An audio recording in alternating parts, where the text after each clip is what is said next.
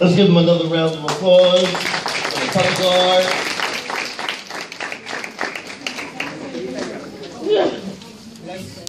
So as we kick off, let me just take a moment to thank all of the sponsors. You've seen the sponsor deck outside. This event would not be possible if it wasn't for all of the sponsors that contributed today. So let me just name them. I'm not going to name people, because what happens when you name people? You stand up and everyone claps. No, what ends up happening is that you miss someone, right? So let me thank all of the Tech for All sponsors, Techadocs, Essential Life Cycle Services, Deloitte, CompTIA, Agilent, JCD Productions, BMCC, Lenovo, Cisco, Microsoft, MCU, HMC Right New, Bronx Community College, CTEC, S800, International Association for Microsoft Channel Partners, Creating IT Futures, National Skills Coalition, Unisys, TDC, Costco, the New York Yankees, MTA, the National Association for the Advancement of Colored People, NAACP, StarTech 365, Perscolas, Cinex, NAF, Blue, which is Business Leaders United, Virtual Enterprises, and personal sponsorships by Chuck Lennon and Heather Tenuto. So with that being said, let's give a round of applause for all of our sponsors, our partners in terms of our school partners, also Thomas Edison High School, the New York City Department of Education, the 9/11 Memorial and Museum, John Jay College, Empower, the Brooklyn Steam Center, Transit Tech, Co-op Tech, Archer One, and DuroS. So let's give them a round of applause. And last but not least, you'll hear from our president, but one of the organizations, obviously, that I near and dear to my heart, and also pays me, right? The United Federation of Teachers. Let's give a round of applause to all of the folks at the UFC in terms of supporting Tech for All. So without further ado, let me bring up the founder of Tech for All, it was his vision in conversations. This is a gentleman that, for many of you who may not know, for those that do know him, knows how much of an advocate he is for us in New York City.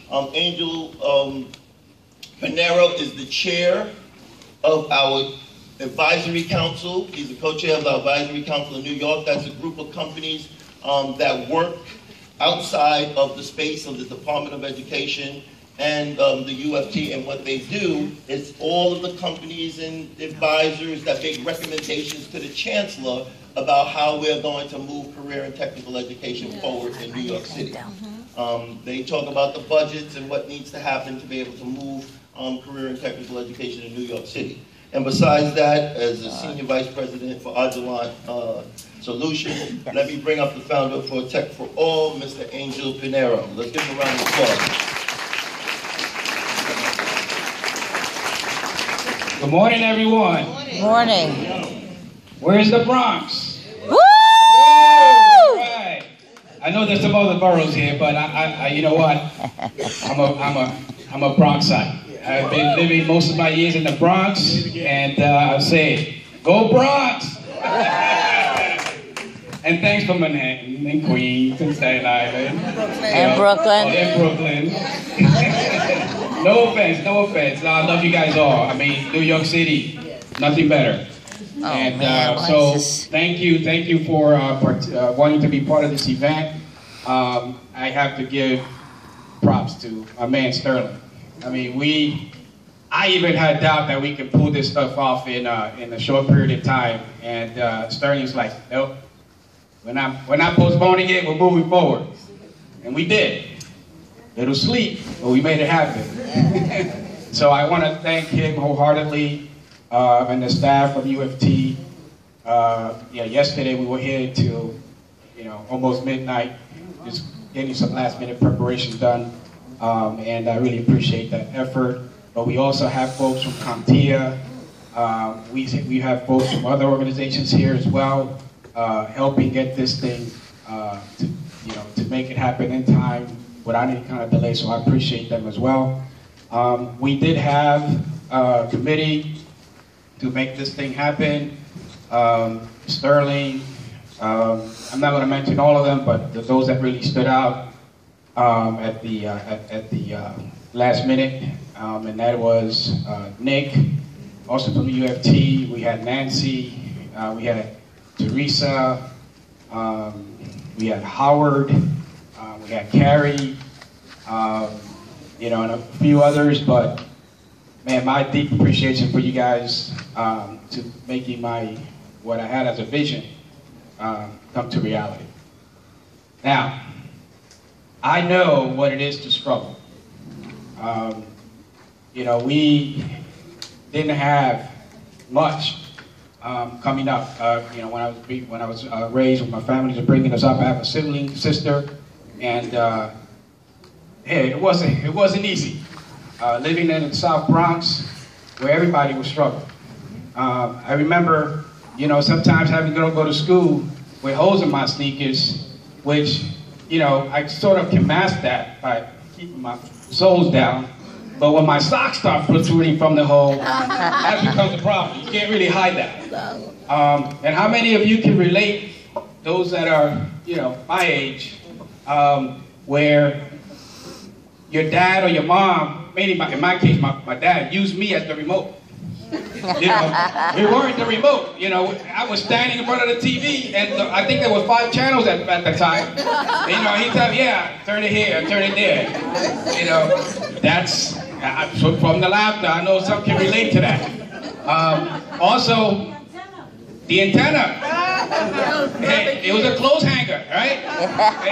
Fold it up, and if it wasn't working, remote, come. Play with it.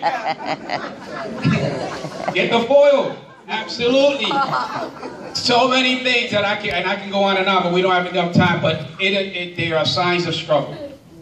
And the Lord blessed me, and the way He blessed me was through technology.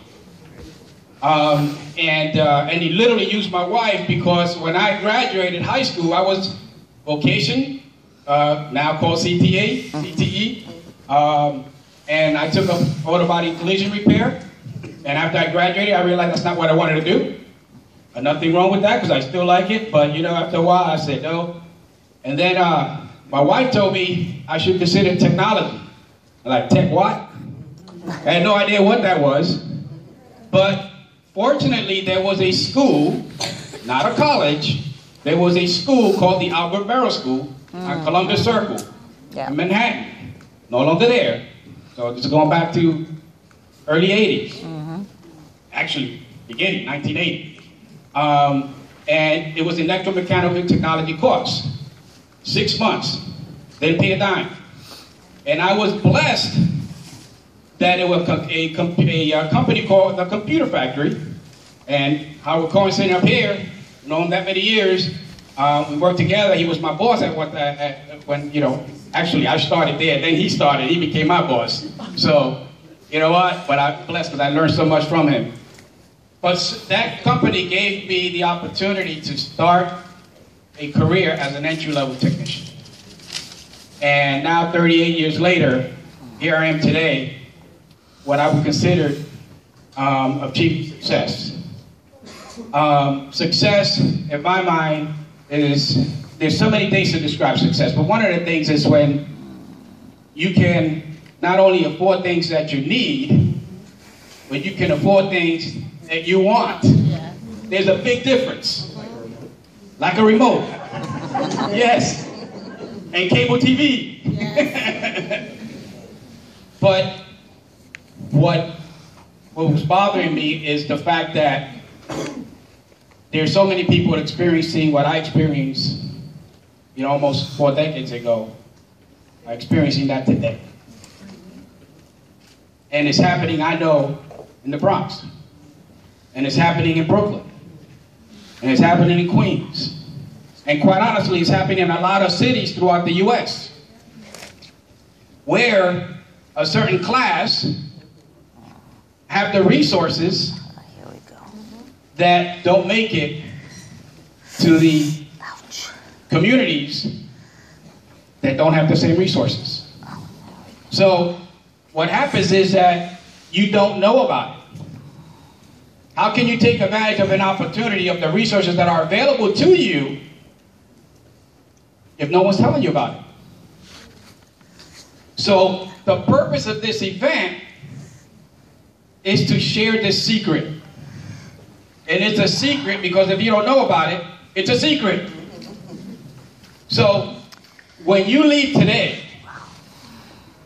you are going to have a treasure trove of information that will get you started in a career in technology if you desire. The fact is, not everybody might want a career in technology. But shouldn't you know about it before you make that decision? Yes. That's what this event is going to do for you. And you're going to hear from a lineup of extraordinary people. In fact, let's say, and I'll use a cliche, they're ordinary people doing extraordinary things. But they have achieved a lot of success. Every single speaker today has benefited from a life in tech. And more importantly, selfish doesn't exist in their vocabulary because they are here pro bono. No one here is making a dime. They're here because they want to share the information with you that can get you out of your current situation. Now, some of you here are sick and tired of being sick and tired. Yes? Yes. All right. Some of you here may be having a difficult decision to make every single day, whether you buy, do you pay your rent or do you pay for medicine? Do you pay your rent or do you pay for food? You may not even know where the money's coming to pay your next month's rent. This might not apply to everybody, but it might apply to one person, and that's all we need. If there's just one person here that we can change their life through tech, then this event was worth it. And you're going to hear about tech in so many different areas. You're going to hear the alphabet soup, AI, VR, ML, you name it. You're not going to know about what that means now, but when you leave today, you're going to know what that means. You're going to know about cloud. You're going to know drones. You're going to know about gaming. You're going to know about coding. You're going to know about repairing computers. You're going to know about connecting computers. You're going to know about this thing called the cloud, and I'm not talking about when you see in the sky when you look up. You're going to know. Maybe some of you heard about IoT, Internet of Things. Many people, even in technology, heard of IoT, but they have no clue what that means. And you're going to have a person that is incredibly, I call him futuristic, in Todd, and he's going to explain that to you. So my advice to you, make sure you don't step out for anything. The only time that you shouldn't be listening to what these people have to say is when we're on a break and you need to get something to eat, something to drink, go to the restroom. But when those workshops begin, when the speaker's here talking to you, you owe it to yourself, you owe it to your family, you owe it to anyone that you love and are dear to you to pay attention. Because I believe this is a life-changing event. Technology will change your life for the better if you take advantage of it. And do not think that you need a 4-year college degree. Do not think that you need a 2-year college degree. Do not think that you need to be extremely bright in math. Because the only requirement to make it in tech is that you're passionate about it. That's all. That's the only requirement. Everything else can be provided to you, and you know what? In many cases, for free. Who likes free stuff? I like free stuff, right? Well, you know what? And you don't even need to bring a discount coupon or anything. We're going to tell you where to get the information. We're going to tell you where to get the skills. We're going to tell you where, and after you get the skills, we're going to tell you where to get the jobs. What good is having skills and not having the job? The thing is, with the skills, you can get any job. And here's the really nice thing about it. Once you have the skills, and once you have the credentials, and talk about credentials, CompTIA is going to tell you all about credentials. They have a booth out there, they're going to be talking about the career pathway. Pay attention. Once you have the skills, once you have the credentials, you know where you can get the job? Anywhere you want. New York City, LA, Miami, Puerto Rico, Jamaica. I have a buddy here, CEO from Romania. And he's here. You can get jobs in Romania. I had the opportunity for Bogdan, who hosted me in Romania, and I got a chance to speak to a bunch of engineers over there. And but the jobs are anywhere you want them to be. No one can rob you of your skills once you have them. They're yours to take. They're yours to keep. So I spoke enough. Pay attention. That's all I ask. And there's going to be a lot of prizes. So, but to get the prize, we're going to be giving out Chromebooks, we're going to be giving out drones, we're going to give out lots of stuff. Lots of stuff. But you have to be here to win. If your raffle ticket is called and you're not here, guess what happens? Goes to the next person. Where's the raffle ticket? Bronx, rest of New York City, love you, pay attention, rock on. Where's the raffle tickets? Oh. Excellent. So everyone knows, right? There's only a couple of things we have to do. Have some passion. But for today, well, we have to just pay attention, right? Gather information and learn. Let me bring up someone who you may or may not know, but represents the borough of the Bronx, and is a long-standing advocate for not just technology, but for the folks in this borough as well as throughout the city. Let me introduce you, Assemblyman Michael Blake.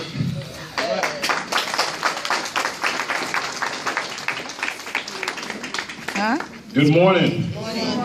Good morning. Good morning. First, I need all those raffle tickets you were talking about. I have a lot of constituents who would love that, the chrome and everything like that. 11. But for those that I'm meeting for the first time, my name is Michael Blake. I'm one of your assembly members here in the Bronx, in the South Bronx 79th District. Thank you for those that have supported us in our recent run that we just had citywide. And very grateful to be able to spend some time with you. Of course, to Sterling, who has been doing the work for a long time. Let's give Sterling a round of applause right now. And let's show some love to Angel, because that was a phenomenal presentation to get going right now. I come to you as someone who's born and raised in the Bronx, grew up at Creston and Burnside. I went to PS 79. 118 and DeWitt Clinton. And so I am very grateful at any time to spend some time with the UFT, especially when talking about the technology. Because too often, we're not addressing the gap that exists in our communities. We continue to wonder why young people are not having more opportunities. We continue to wonder why more of our adults are not having more opportunities, in large parts because of technology. When you asked about college and career readiness, the two subjects that impact that the most are math and algebra. And I remind people often, I may not remember anything about my algebra class back in the day, but the critical thinking is the element of that prepares you. And when you think about technology, every single thing that we're doing every single day is impacted by some form of technology. And so why would we want to cede that power to somebody else? Why not be able to control your destiny and what's going on in our communities? It's the reason why we've been putting more funding in the state budget towards technology opportunities. So we created the My Brother's Keeper program. $18 million over the last few years to help boys and young men of color go to school and graduate from school, to make those opportunities and that connections. Only boys? It's the funding we did for the Educational Opportunity Center, because as was mentioned, you know, we got to remind people, you may not be a part of, go to a four-year institution, and that's okay. But we want to make sure you have the skills for success. Because that's the big piece. A lot of times people are graduating, they may be a part of a career, and they may not have the skills to get ready for the next opportunity. Yes. So sessions like today create those spaces and create that opportunity. You know, I had the chance for almost 7 years to work with President Obama. And one of the things we're able to show people regularly is the impact of technology in changing the game for everybody. So for example, in 2012, people may not realize this, President Obama's Facebook friends and the next level of friends were connected to 95% of the US Facebook population. And what were we able to do? We were able to send out information so that people can get registered to vote. So technology needs to be used for good. And that means that we should not just be using technology to be checking Facebook, Instagram, and Twitter. Oh, it got quiet on me right there. We have to use it to create more opportunities in our spaces. There's a group that has been launched called Meta Bronx, if you have not heard of them. Meta Bronx, M-E-T-A Bronx, with Philip Shear and Miguel Sanchez down in the South Bronx. It's connecting and helping entrepreneurs that want to launch their programs to the next level. To say to someone that this may be new to you, this may be new opportunities for you, but we want to show you how you get greater connections when it comes to technology. Again, it's called Meta Bronx, M-E-T-A Bronx. There's a program that we've been able to help launch called Envolve, E-N-V-O-L-V-E, Envolve. So instead of Involve, Envolve. It used to be called the American Entrepreneurship Award.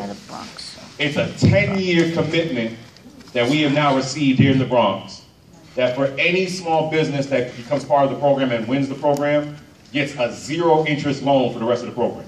Wow. Wow, Okay. Envolve. Now we got attention right there, right?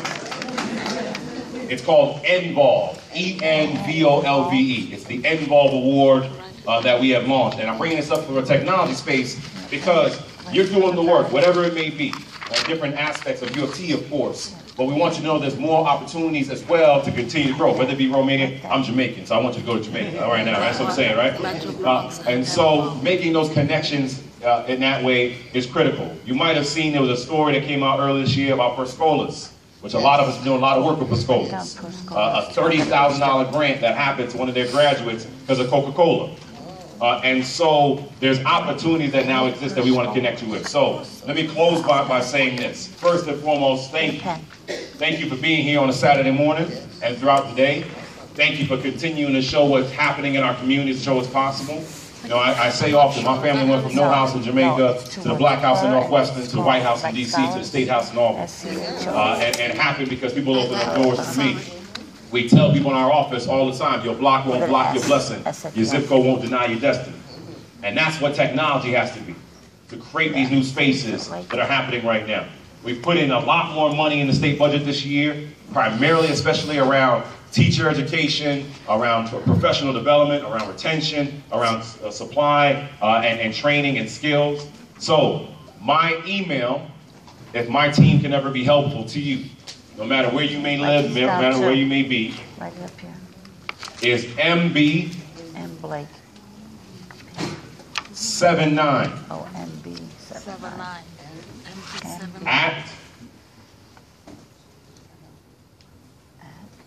who's got the computer? At Right here? nyassembly.gov, Is it here? probably, or no. Yes.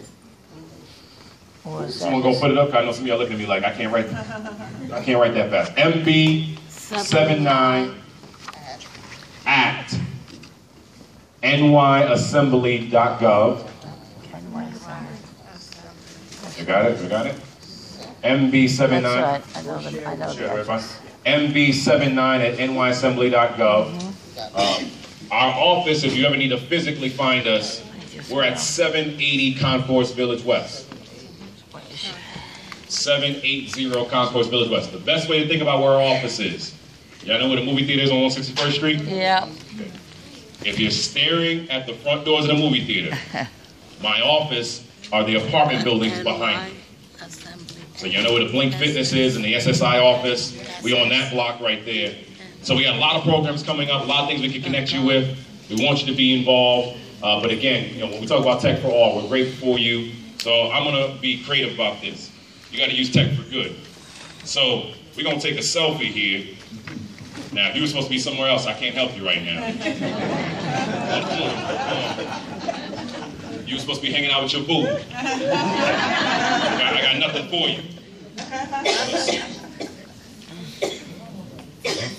I'm gonna post it and we'll tag it. And if you reply back to the tweet, we'll send you the information to the links I mentioned. That's called Tech for All right there. Don't worry, I'll get the room.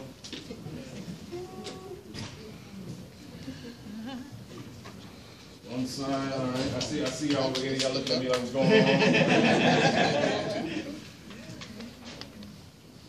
See, at least y'all wave. Let's see if y'all gonna wave. Let's see what y'all got right here. Let's see. Technology changed my life. I know it's gonna change yours as well. God bless you, everybody.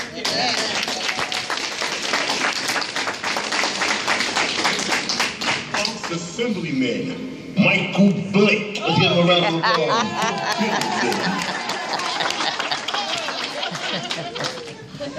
Yeah. That's technology. So let me give you a quick ground rules before I bring up Nancy Hammerbeck from Cheer. So here's the ground rules, ladies and gentlemen. It's simple. First, we're gonna have fun. Yes? Yeah. Everybody clap. We're gonna have fun. Second, we're gonna have fun. Third, although this looks like an auditorium setting, We're gonna have fun. and everybody is like sort of quiet, we're gonna have fun. Also, for all the young people and all of the adults, and for the adults, this is our chance to educate our young folks that we brought, whether you're a parent, whether you are a teacher, whether you are a part of the organization or whatever. This has to be the most, we have to network. So before you leave, meet at least 30 people you do not know. How many? 30 at No, least. that's too many. At least. 40 people. No, How many people meet 40 people? 40 people. 50. 50 people. I didn't say, I'm just supporting the work. I'm going to meet 50 people that I do not know. How many people know me here? How many people think that they know me?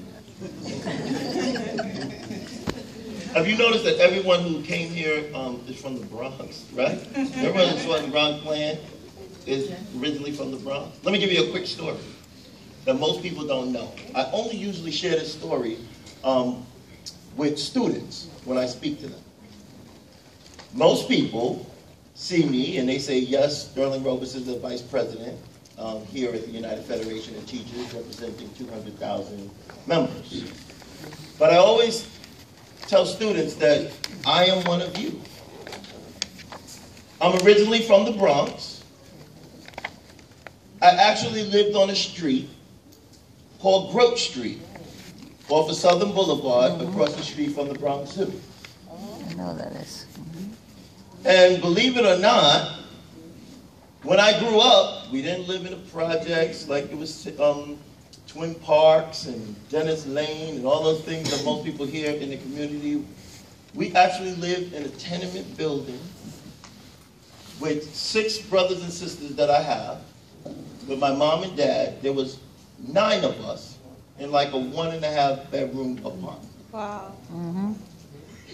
I say that, I didn't even know what a walk-in closet was when I was growing up. I said, I want the room with no outlets. Imagine it. So when you think about what happens And growing up, if you ask my folks or the people in my community, growing up in the 70s when the Bronx was called Fort Apache, when they made movies about the Bronx, you know, Paul Newman, you know, Fort Apache, the Bronx. If you ask them in the 70s that their son or others would become a vice president of 200,000 members, most folks would have believed that that would not be possible. I say that story because anything is possible. My background, I went to PS 32 in the Bronx, junior high school 45 behind that White Castle. Remember that school there? Samuel Gompers High School. And I say that, and why I love the United Federation of Teachers where I work, and why I love teachers, is because teachers are the only individuals that wake up every morning and go to sleep at night thinking about someone else's kid. That's right. Let's give the teachers a round of applause. To the young people in the room, before I turn it over to Nancy, I'll give you a couple of things that your parents, and why this day is important for you, even though many of you may not understand it yet, but you're here, so you're in the right place. Your parents, your teachers, all of the individuals in this room that support you want to give you some building blocks or some foundational things, and they do it to you to the point where you don't like it. That is, they give you what is known as TLC.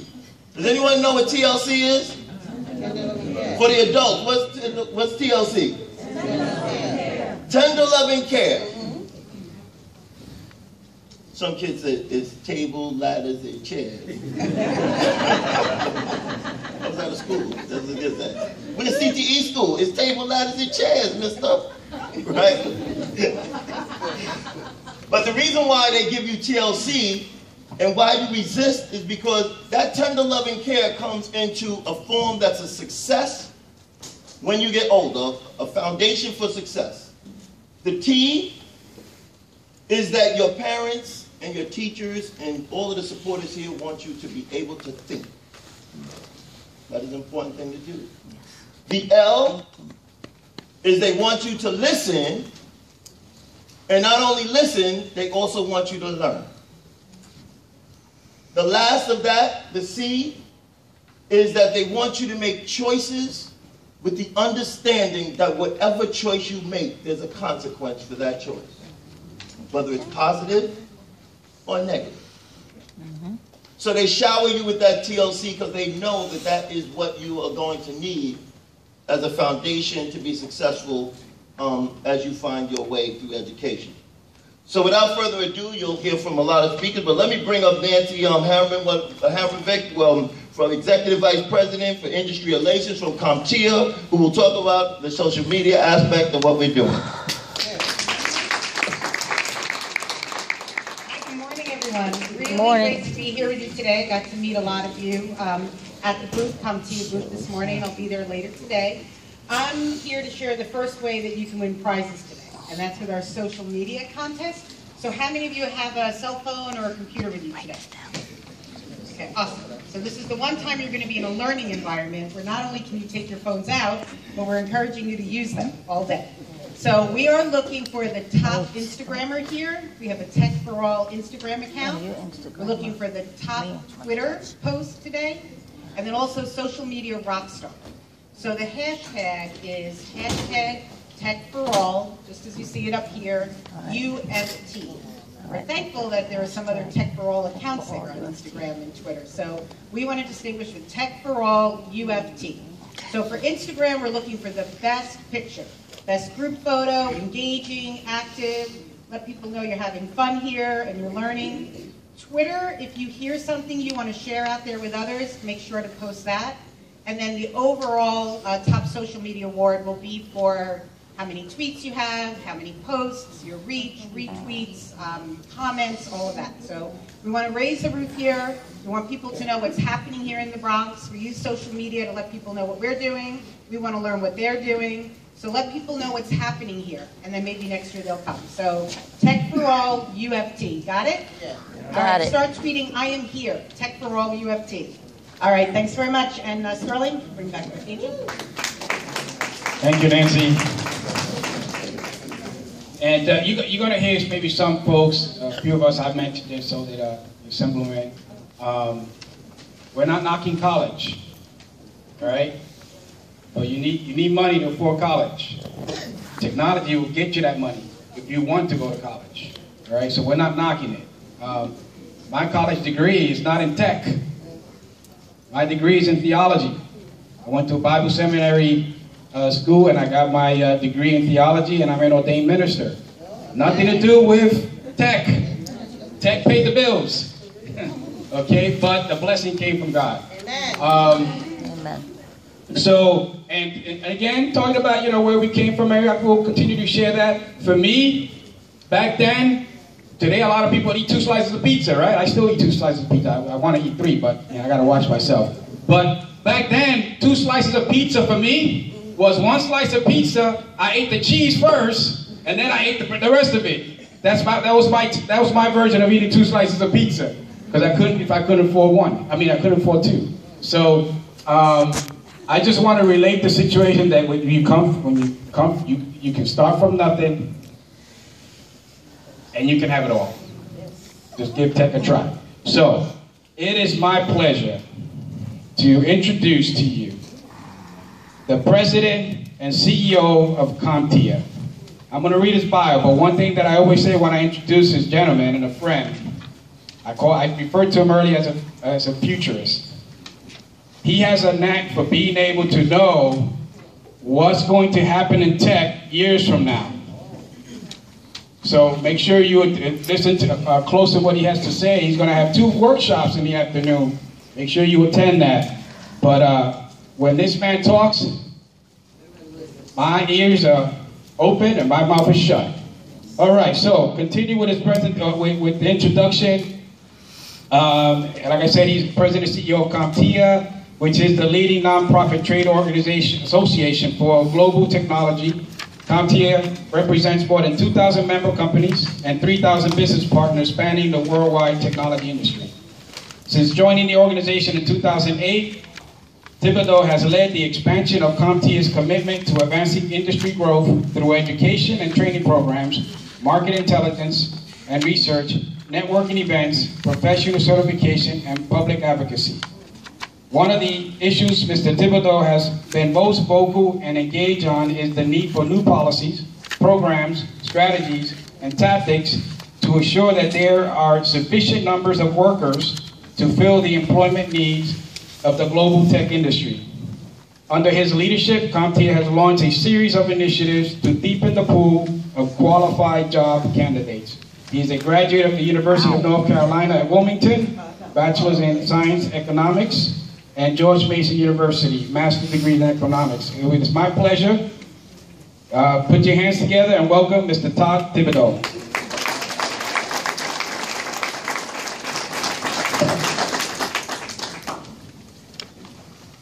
Double mic. So thanks, Angel.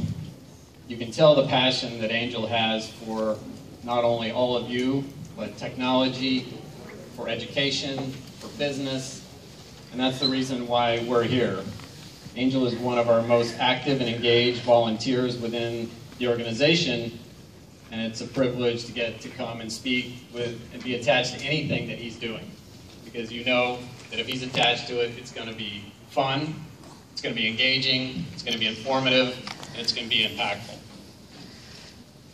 So I'm a product of the Career Tech Ed ladder as well, as Angel described. When I went to high school, I didn't really try that hard as a student. My grade point average wasn't all that great, but I was really good in shop class. So through high school, I became a certified welder. Built all kinds of different things for my school. I built a baseball backstop. I built a horse trailer because the high school that I went to was in the far northeast corner of Washington State where it was kind of farmland. I built lots of other things for the school. That's what I was going to do. So I didn't try that hard in school. Didn't try that hard in math. Didn't try hard in a bunch of other classes because I said I'm going to be a welder. Because I was really good at it and I liked it. It was fun to build things. My dad was an engineer, so I had that desire to build things, put things together, imagine things. And welding allowed me to do that. So I left high school and I went into the job for a few months And I looked around at these guys that were in their 30s and 40s, and they were in terrible health. They had sight issues, hearing issues, lung issues. They had burns all over their bodies. And I'm thinking, wow, I made the wrong decision. What am I going to do? I hadn't applied to any colleges. I didn't have any money. I didn't have anything to carry me forward other than I was a good welder. So luckily I found a few people who got me into the community college system. And I'm a pure product of community colleges, which were fantastic for me. If I hadn't found those, I wouldn't be standing in front of you today. The classes were small, the teachers were engaged, the classes were fun, it was affordable, and that got me my start. But I ended up going to 6 schools during my tenure as I moved around in different parts of the country. In Spokane, Washington, where I started, then I went out to North Carolina and went to several schools, but eventually ended up at the schools that Angel mentioned and fell into economics, which took me forward into my career. But I always had this love of tech behind me to get me going, to grasp onto. I had a color TV kit that I built when I was a 10-year-old. It took me 2 years to build this TV. It lasted about 6 months, and then it exploded in our living room in a burst of flames. But it worked for some period of time. But that love of tech, and I said my dad was an engineer, so we always had gadgets around the house. He built his own stereos, he built other things.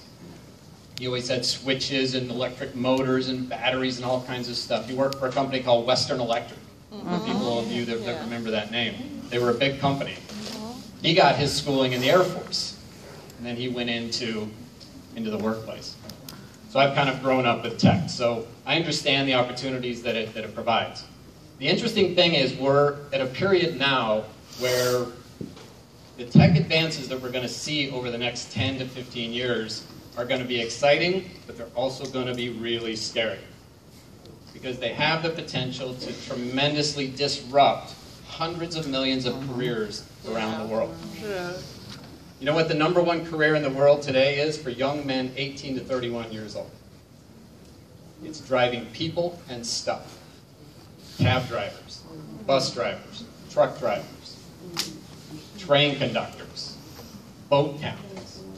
That's the #1 career in the world for young men 18 to 31. Suppose driverless technology was perfected tomorrow. Where would all those people go? Jobless. They'd be jobless. We'd have hundreds of millions of people worldwide without work. And the skill system that we have today is not equipped in any stretch, any shape or form, to train and reskill all those people. Because they don't have transferable skills. You take away that opportunity to drive that truck or drive that cab. Anybody who's been out of the U.S., been to a city like Cairo in Egypt, it seems like everybody is a cab driver. What if they didn't have that opportunity to do that? So what we need to do is put together a different kind of education system. We need to break the monopoly on college university degrees being the only pathway to jobs. You know, Angel talked about the school that he went to and got his start. Those schools used to be all over the place. Who remembers the Columbia School of Broadcasting? Most people who worked early in broadcasting went to Columbia. Yeah. It was a school you could go to. It was maybe a 9-month program, 1-year program, and then you ended up being able to work in that job. The school that Angel went to, 6 months. He got what he needed to be able to work in the industry. So we need to see the development of that. So let me get my, take a second, get my slides up here, because I want to follow through on some things. And I want to describe this, what we're calling job role-based training, that's going to provide a different kind of pathway for people. So right now, those millions of people, the global workforce itself is about 2.7 billion people. Now, it's not going to pop up on there. We didn't want to try to synchronize between the two computers for that, so I'm going to do it here. But I'll share all these slides after. So we're talking about 2.7 billion people who are working worldwide. And McKinsey, a consulting firm, says that there's the possibility that we could see as many as 400 million to 800 million people displaced or be forced to reskill entirely because of technologies like Internet of Things, artificial intelligence, robotics, bionics, smart cities, smart medicine, you name it. There's about 14 key technologies that are going to have these massive impacts on our future. So this chance that we're going to have 400 to 800 million people. Now, those going to all flood into colleges? No. We need a different model. How can we create a system that's going to allow people to quickly acquire the skills that they need to get jobs in the job market? So today in the tech industry in the US, there's 800,000 open tech jobs. 800,000. Put that in perspective. There are about 12 million people who work in tech.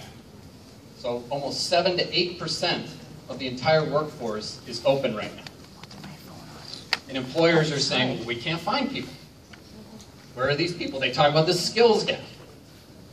Most of the people they're looking for are already working for somebody else. They're going to cherry pick those people from other companies, or are they going to commit to skilling those people up? Right now, businesses are not making that commitment. So we need to find a different mechanism that allows people to get those skills. The other thing that's different today through different careers is people don't want to necessarily work in the same field their entire life.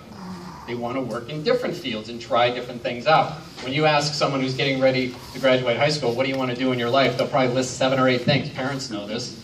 Well, I want to be a DJ, or I want to work here, I want to work there, I want to work there. That's the reality of the future, is that people want to be able to move between different fields and different industries, and not necessarily be stuck in the same one the whole time. I describe it this way. We have an Encyclopedia Britannica education system. We have a Google world. This idea that we're spending all this time and effort to force students to be crammed full of knowledge, the vast majority of which they'll never use, and the vast majority of which they have at the touch of a button, if they need to find it. So this emphasis on knowledge accumulation, as opposed to skills development, has been to the detriment of people's opportunities. So we need a model that accelerates this and emphasizes what you can do